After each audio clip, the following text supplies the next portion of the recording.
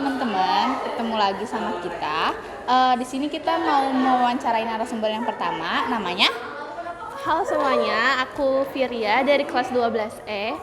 Oke, langsung aja ke pertanyaan nih. Pertanyaan pertama, kamu kalau berangkat ke sekolah atau berangkat mau pergi gitu, di rumah pamitan gak sih ke orang tua? Ya, setiap aku berangkat sekolah atau misalnya selain berangkat sekolah pun setiap aku keluar rumah tuh aku biasanya pamit ke orang tua sih, karena itu tuh emang udah jadi kebiasaan yang aku lakuin dari kecil. Jadi emang harus salim atau pamit ke orang tua. Oh gitu. Lanjut ke pertanyaan kedua. Kalau kamu sendiri nih, misalnya tiba-tiba ada orang yang rekam atau foto kamu diam-diam terus tiba-tiba dijadiin stiker, itu reaksi kamu kayak gimana? Sebenarnya tergantung orangnya siapa sih. Kalau misalnya orangnya itu bukan yang kita kenal gitu kan agak risih dan itu mengganggu privasi juga. Tapi kalau misalnya itu kayak cuman teman aku dan itu cuman sebagai bahan kayak buat lucu-lucuan sih aku nggak masalah. Cuma ya tergantung lagi, balik lagi tujuannya apa dan siapa orangnya. Oke. Nah, tadi kan pertanyaan pertama, kamu kalau misalnya mau pergi-pergi keluar rumah itu suka pamitan sama orang tua. Nah, kalau misalnya mau masuk rumah nih, mau kembali dari beraktivitas terus masuk rumah, itu kamu suka ngucapin salam nggak kayak gitu? Karena aku Islam jadi harus ngucapin kayak misalnya assalamualaikum gitu, atau misalnya menyambut orang-orang yang di rumah gitu. Biasanya aku lakuin setelah berpergian dari rumah. Oke. Pertanyaan terakhir nih, kalau menurut kamu nih, perbedaan bermoral zaman dulu sama zaman sekarang tuh ada bedanya nggak sih? Kayak sikap-sikap gitunya?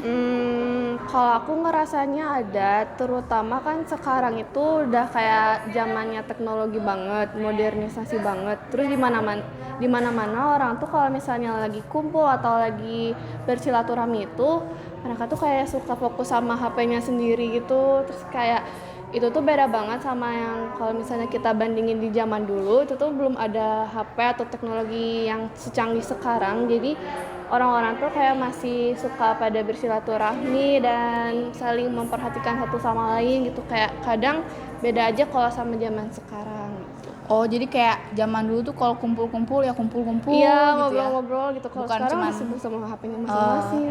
iya, betul-betul. Mungkin Vida segitu aja pertanyaan kita. Makasih ya udah mau diwawancarai. Terima kasih juga. Dadah. Hai semuanya, balik lagi sama aku Alika. Sekarang aku mau wawancara narasumber yang kedua. Kenalin, Kiza. Oke, jadi di sini yang pertama aku mau nanya, kalau misalnya kamu tuh kalau berangkat dari rumah itu salim atau pamitan gitu gak ke orang tua? Salim. Sebenarnya harus itu mah. Ya sih, wajib ya, soalnya tata krama kan. Terus pertanyaan selanjutnya, kebiasaan kamu tuh sama lingkungan kamu, misalnya yang lebih tua tuh gimana sih, atau yang lebih muda gitu, masih ada gak kayak sopan santunnya, misalnya kalau misalnya lewat kayak permisi gitu atau apa? Iya, biasanya kalau yang lebih tua bisa aku suka nunduk kalau lewat. Terus kalau ngomong juga kayak nggak terlalu nggak terlalu kemana-mana gitu ngomongnya. Kalau sama temen nggak. Oke, pertanyaan selanjutnya, gimana sih cara kamu tuh kayak ngejaga sopan santun dengan keadaan lingkungan yang sekarang yang lebih mengedepankan modernisasi? Kayak paling kalau ke orang kayak yang belum kenal, misalnya senyum atau enggak kayak nunduk walaupun aku belum tahu umurnya. Oke, 5S ya. Iya, Dimas. Oke, berarti pertanyaan terakhir ya. Kalau misalnya kamu masuk rumah gitu kayak ngucapin salam gak gitu? Ucapin. Pasti Itu gak pasti. pernah kelupaan gitu? Gak pernah. Sip. Jadi segitu dulu ya guys wawancara kali ini. Terima kasih. Halo semuanya, sekarang sama aku Rifa. Sekarang aku lagi sama Juita. Oke Juwita, aku punya pertanyaan yang pertama nih buat kamu. Kamu tuh kalau berangkat dari rumah itu selalu ngucapin salam gak ke orang tua atau orang di rumah gitu? Wajib gak sih? Soalnya kan itu kayak awal kalian buat melakukan kegiatan kan. Terus pastinya juga harus ada ridho dari orang tua. Terus mengucapkan kata-kata yang baik. Itu pasti wajib banget dilakuin tiap mau keluar rumah. Oke, bagus banget tuh. Terus yang kedua, tanggapan kamu nih kalau tiba-tiba ada orang yang motret atau ngevideoin kamu terus dijadiin bahan konten kasihan atau dijadiin stiker sama orang lain tuh gimana sih? Sebenarnya sih nggak apa-apa, asal izin gitu loh. Cuma kalau emang konteksnya secara diam-diam, aku nggak setuju ya, karena itu kan privasi kita ya. Terus apalagi kalau dijadiin konten yang enggak atau konten yang tidak terjadi dengan diri kita yang sebenarnya gitu loh. Jadi kayak enggak banget deh. Terus yang ketiga, kebiasaan kamu atau di lingkungan kamu nih kalau ke orang yang lebih tua itu gimana sih? Pasti wajib sopan santun ya, sopan santun ke yang lebih tua. Misalnya kayak setiap ketemu pas-pasan di jalan nih, salam atau enggak salim, terus tetap pokoknya mengedepankan etika deh. Bagus banget. Terus yang pertanyaan terakhirnya ya, kamu kalau masuk ke rumah nih habis berpergian dari luar itu selalu ngucapin salam nggak? Harus gitu mah. Soalnya kan sama kayak tadi, pas setelah pulang juga tetap harus ngucapin salam, walaupun nggak ada orang di rumah juga ya harus tetap ngucapin salam. Oke. Udah jadi apa ya, dari dulu gitu, kayak kebiasaan sejak dulu gitu. Oke, terima kasih Juwita. Oke, segitu aja dari aku sama Juwita. Dadah. Nah, balik lagi sama aku Rifa. Sekarang aku sedang bersama Pak Uhud. Oke, Bapak, aku mau nanya nih ke Bapak. Bagaimana cara Bapak menjaga sopan santun dan dengan keadaan lingkungan yang sekarang? Harus diketahui dulu kan, sopan santun itu harus ada alat ukurnya dulu. Harus ada alat ukur, artinya sopan santun itu harus dipelajari dulu. Kita tidak bisa menyalahkan seseorang tidak berlaku sopan dan tidak berlaku santun karena belum diajarkan. Makanya sopan santun itu ada alat ukurnya, apa? Tata krama, itu harus diajarkan. Nah, kalau hari ini perilaku anak-anak kurang santun, kurang sopan, wajar. Kenapa? Karena tidak diajarkan. Ya, ada nggak? Dulu kan zaman saya ada mata pelajaran tata krama, ya. Nah itu makanya harus diajarkan, karena berbicara tentang sopan santun itu sifatnya subjektif, satu sama lain beda tempat, beda lagi caranya. Di sini bisa disebut sopan, di tempat lain belum tentu. Nah gitu, makanya ada alat ukur yang jelas, apa budaya yang itu harus dipelajari. Terus kalau menurut Bapak perbedaan moral dari orang zaman dulu sama orang zaman sekarang tuh perbedaannya apa sih? Banyak sekali kan perbedaan, jangan moral tuh ya, perilaku ya. Perilaku zaman dahulu dengan sekarang sangat beda. Sekarang lebih kepada materialistik ya. Kasarnya hedonis gitu kan ya. Kalau dulu kan tidak. Yang dibangun adalah kebersamaan dengan tetangga, dengan keluarga, terutama dengan tetangga. Sekarang kan sudah hidup individualis. Contoh yang sederhana ya, cara hajatan di pernikahan. Dulu kalau ada hajatan pernikahan, yang namanya tetangga itu terlibat semua, apalagi saudara. Sekarang kan sudah pakai IO, iya. Nah itulah apa? Kalau IO kan berbicara tentang uang. Makanya itulah gaya hidup yang perilaku yang materialistik, beda dengan zaman dahulu. Jadi ketika ada kegiatan hajat itu tetangga itu ikut terlibat, ya apalagi saudara. Kalau sekarang kan jangankan tetangga, saudara saja tidak terlibat jadi penonton karena udah diurus oleh IO semuanya, gitu kan ya. Terus kalau moral berpakaian menurut Bapak yang sopan tuh kayak gimana sih Pak? Berpakaian pun ada alat ukurnya. Apa? Kalau saya sebagai seorang muslim, alat ukurnya adalah agama. Kalau agama itu apa? Sopan itu menutup aurat, ya. Jadi menutup aurat, apalagi kalau dihubungkan dengan Sunda. Sunda itu sangat identik dengan Islam, ya. Bukan Islam identik dengan Sunda. Sunda itu identik dengan Islam. Orang Sunda itu rata-rata Islam. Makanya alat ukurnya adalah menutup aurat, gitu kan ya. Jadi pakaian yang sopan itu adalah yang menutup aurat, tidak menampakkan. Ya apalah artinya ditutup semua tapi terlihat bentuknya sigalepet. Itu juga tidak santun, ya. gitu. Satu alat ukurnya agama, yang kedua alat ukurnya budaya. Ada nggak budaya Sunda pakai kolor, perempuan pakai jin? Nggak ada kan. Jadi memang saya perhatikan orang Sunda itu identik dengan Islam itu betul gitu ya. Gitu. Jadi kalau dahulu sangat taat terhadap berpakaian, hari ini terjadi pergeseran karena banyak melihat di tempat lain dengan alasan mode. Oke, pertanyaan terakhir nih Pak. Ya. Bapak sebagai orang tua nih, apa yang Bapak ajarkan kepada anak Bapak soal adat istiadat, moral sopan santun Kak? Kalau saya mendidik anak-anak di keluarga terkait akhlak, sopan santun, berbicara, satu saya pakai parameternya agama dulu ya. Agama, karena agama itu tidak bisa dikalahkan. Satu agama. Yang kedua budaya. Contoh pakai bahasa Sunda. Oh, Bapak Uhun mah ada guru bahasa Sunda. Tidak juga, karena banyak guru bahasa Sunda yang pakai bahasa Indonesia lah. Ya. Saya di rumah menggunakan bahasa Sunda yang baik dan benar kepada anak. Kalau mau pakai bahasa Indonesia, pakai bahasa Indonesia yang baik dan benar juga, gitu kan. Jadi satu saya alat ukurnya adalah agama, pakai jadi pendekatan mengajar ke anak tentang akhlak, tentang apapun agama. Yang kedua adalah budaya. Segitu aja Bapak ya, terima kasih banyak sudah meluangkan waktunya.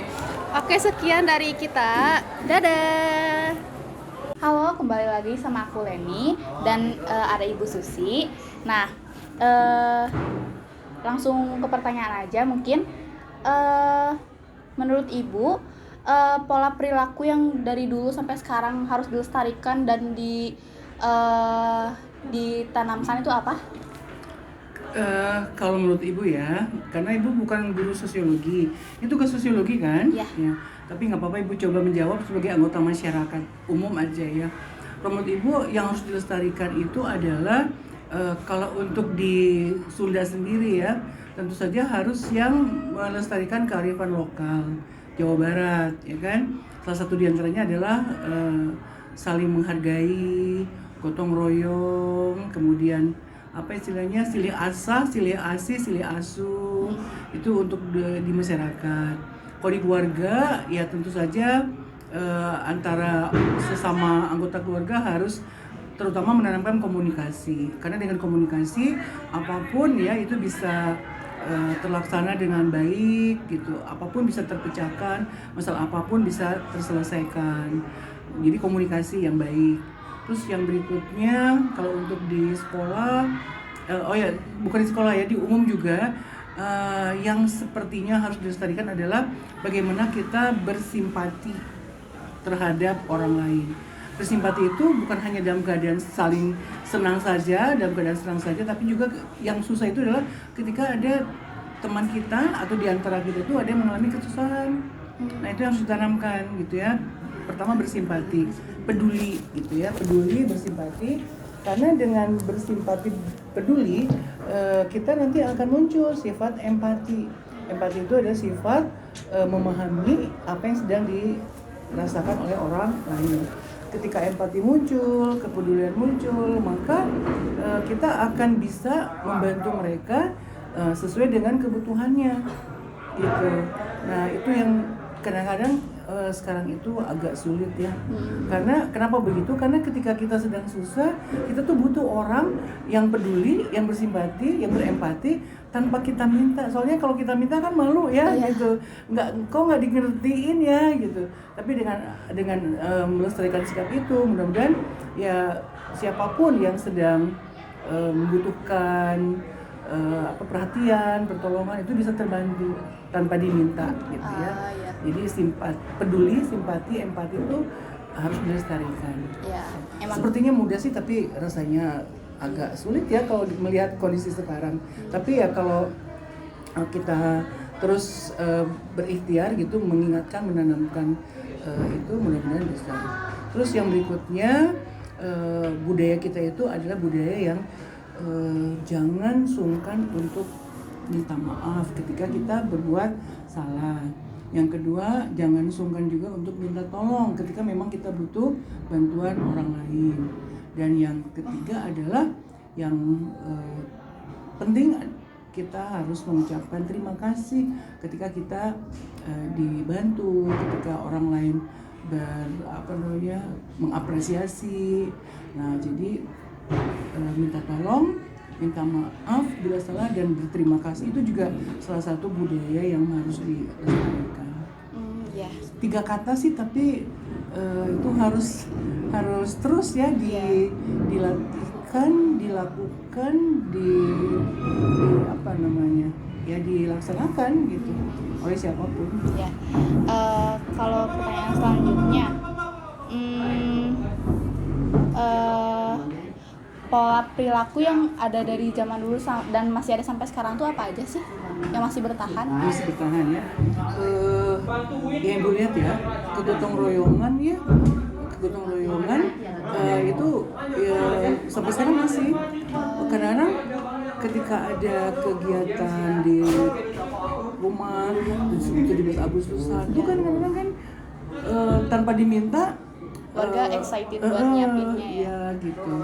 Terus ketika ada di lingkungan rumah, ketika ada yang sakit, tahu aja ada yang sakit gitu, yuk kita nengokin yuk gitu. Kita peduli ya, dan itu tidak bawa apa-apa sih, tidak harus mengumpulkan uang, tidak harus bawa apa, dengan datang aja, dengan kita bertemu, menanyakan kabar, itu juga cukup menenangkan ya, cukup menenangkan bagi orang yang sedang sakit gitu. Oh, gitu. Itu ya, itu kembali peduli, simpati, empati. Iya, betul. Selanjutnya, moral berpakaian di lingkungan kita tuh udah sesuai gak sih, kayak gimana ya? Kalau menurut Ibu ya, pada umumnya sih udah sesuai. Kalau dilihat dari secara kemasyarakatan, secara umum ya, sepertinya sih udah sesuai. Tapi memang ada saja sih yang masih mungkin ya merasa bahwa aku mah nyamannya begini, Contohnya misalnya ya, ada perempuan yang mungkin nyaman menggunakan baju-baju yang kasual yang menggunakan kayak celana panjang, tapi itu biasa ya dilakukan oleh siapapun, termasuk ibu-ibu juga. Tapi mungkin ada yang misalnya ketat, kemudian terlihat bagian pinggul. Nah, mungkin itu yang sepertinya harus dikurangi ya, karena itu membuat orang lain tidak nyaman. Bagi ada kalangan yang merasa tidak nyaman gitu ya, untuk ada di sekitarnya gitu. Tapi orang-orang tertentu ada juga yang setuju-setuju aja sih, ya biarin aja, itu kan pendapat orang gitu ya. Nah, jadi kalau secara umum sih ya sesuai dengan aturan aja lah, aturan keseluruhan, aturan adat, aturan kemasyarakatan, dan juga aturan agama. Kalau perempuan ya berpakaianlah seperti layaknya perempuan, kalau laki-laki berpakaianlah layaknya sebagai seorang laki-laki gitu. Tapi emang kayak kalau zaman sekarang tuh cara berpakaian orang tuh macam-macam ya. Betul. Kayak banyak seleranya. Iya. Ya itu tuh memang betul, banyak seleranya, banyak inovasinya, banyak kreativitasnya, tapi tetap pakem agama, pakem kemasyarakatan, adat, ya sebaiknya tetap diperhatikan. Oke. Mungkin pertanyaan terakhir. Nah, Ibu nih sebagai orang tua, kalau ke anak-anak itu penanaman moral perilaku untuk dapat berinteraksi di lingkungan tuh kayak gimana ya? Dapat berinteraksi. Kalau menurut Ibu kembali ke ke komunikasi ya. Meskipun memang agak susah. Kenapa? Karena sekarang itu kalau dulu ya, kalau misalkan ngantri atau sedang menunggu dokter ya, antrian dokter, kita tuh suka ngobrol ya dengan tetangga pasien ya, selama pasien itu suka ngobrol gitu kalau dulu, dan itu nyaman gitu ya. Jadi kita tuh oh ternyata temennya ini ya, oh ternyata saudaranya ini ya, jadi kita menemukan saudara baru gitu. Kalau sekarang kadang-kadang ketika kita lagi nunggu antrian dokter atau dimanapun gitu, ketika kita menyapa agak ada barrier, kayak ada penghalang, bahkan ada semacam sikap keberatan, seolah-olah terganggu gitu. Misalkan ada yang lagi buka handphone kan, mbak maaf mbak, agak sikapnya tuh tidak bersuara tapi berasa gitu ya, bahwa mereka tuh tidak nyaman ketika kita mengajak ngobrol karena mengganggu aktivitasnya pada saat menggunakan gadgetnya atau handphonenya gitu.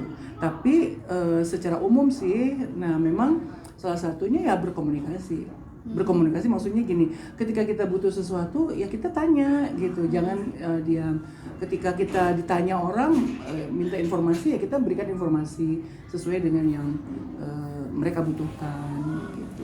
Terus tanggapan ibu nih misalnya kalau dilihat dari zaman sekarang gitu, apalagi anak-anak sekarang, kalau misalnya lagi kumpul-kumpul tuh kayak udah kumpul nih tapi malah main HP dulu, kayak nggak berusaha membuka obrolan gitu, jadi apa-apa tuh HP dulu gimana gitu. Menurut ibu gimana? Ya mungkin kadang-kadang ibu juga gitu ya.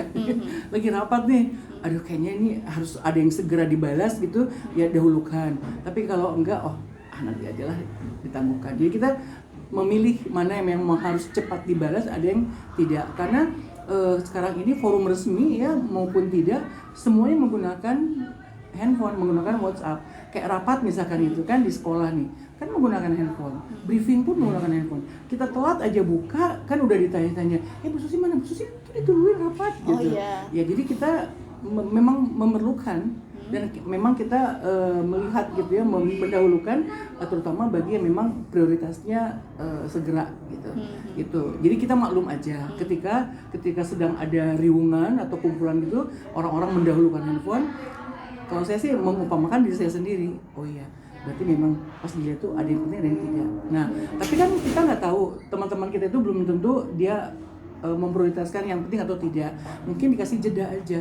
Teman-teman kita udah ngumpul ya, kita janjikan jam 11 nih rapat, tapi kayaknya belum kumpul semua dan mungkin masih ada yang perlu yang lain. Kita tunggu ya sampai 10 menit ya.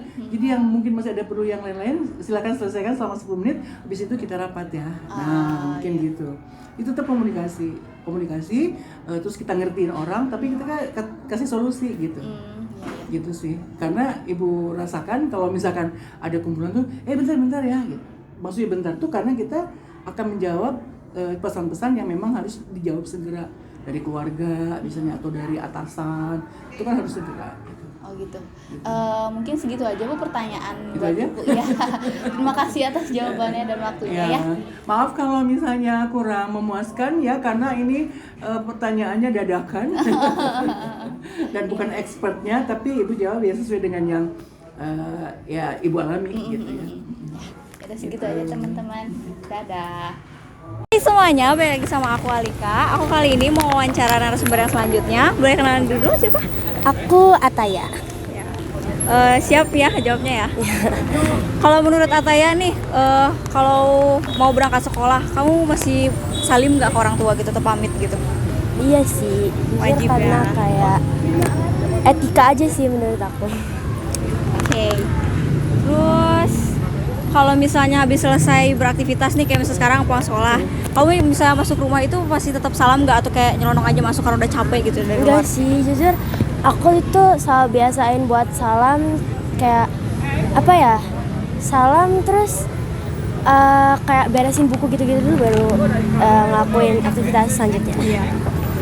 Terus ini pertanyaan terakhir ya. Oke. Kalau misalnya menurut Ataya nih ya, kayak menjaga sopan santun di dunia sekarang tuh gimana sih, kayak di zaman sekarang gitu kan? Sekarang tuh mulai dari hal kecil kayak misalnya kayak lewat aja kayak misalnya permisi, itu kan udah mulai hilang ya budayanya gitu. Kalau menurut kamu tuh gimana sih cara ngelestariinnya gitu? Mungkin untuk lebih diperkenalkan lagi ke generasi baru, biar apa ya, biar kesannya lebih sopan aja kali ya ke orang yang lebih tua. Iya. Oke, makasih ya untuk pertanyaannya, keren banget. Kayak maaf juga nggak ganggu waktunya ya. Apa?